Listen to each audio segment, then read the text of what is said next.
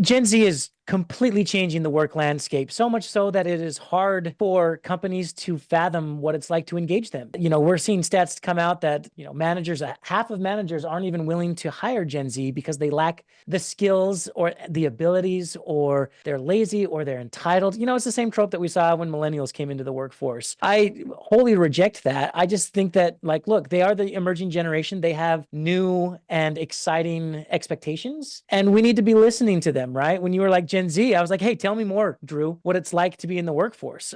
I attribute it to this, right? They are engaged in their communities that they have built on their own through video games, through Discord, through social media. And they go to college to get a degree, and they're kind of like, okay, what is this about? And then they enter the workforce and they're really disengaged. They don't understand why they can't bring their full self to work, or they can't build a community in the same way that they've done it. And so these expectations are driving a whole new movement for companies to either get on board and decentralize a bit, or, continue to do things the way that they've always been done. Here's a perfect example. Deborah and I write about the 10 operating principles of Work 3. One of those principles is decision making. Decision making traditionally is, I am a boss, there's a hierarchy, I make the decisions, and everyone just has to fall in line. Well, in a decentralized world, take, for instance, a game on Roblox. You have 100 kids who come into a room and they're like, what game do you want to play? Here's 3 choices. Everyone votes, and whatever game gets the most votes commences without argument. It might sound super simple, but that level of decision making and outsourcing it to the collective wisdom of the group is going to allow a company, a decentralized organization, if you will, to be able to make hundreds of decisions a day based on the collective wisdom of the group instead of one person making that decision. And that's how decisions are already being made on Discord with these communities, and it's going to continue to happen. We need to adopt that same model in work or risk obsolescence. What makes this generation so different, Gen Z, is the fact that they've already adopted the technologies of the future.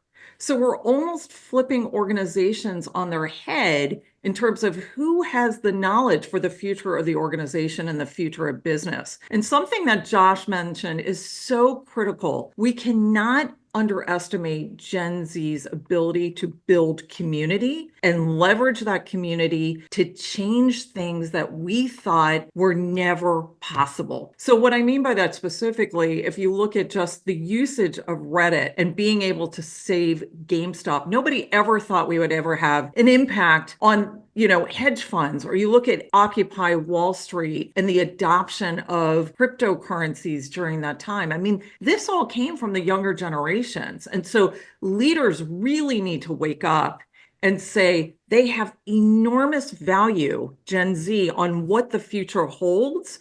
And the quicker that traditional organizations understand that and figure out how to rearrange work to accommodate them, the better off they're going to be. And for the rest of those organizations that don't adopt AI quickly, Web3 technologies, and integrate Gen Z, they're going to be obsolete, or at least acquired and swallowed up. So we are going to see not only less organizations, larger organizations, but much smaller organizations in the future due to technologies such as AI.